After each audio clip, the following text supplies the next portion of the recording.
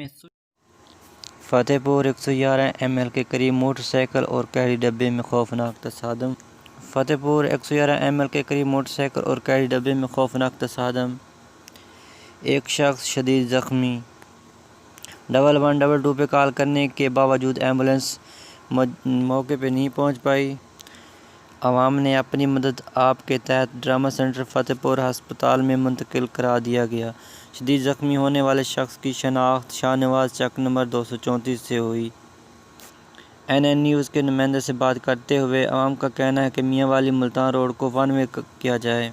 اس قاتل MM road پر بہت زیادہ حادثات ہوتے رہتے ہیں کیونکہ یہ ایک بہت بڑا پروجیکٹ ہے۔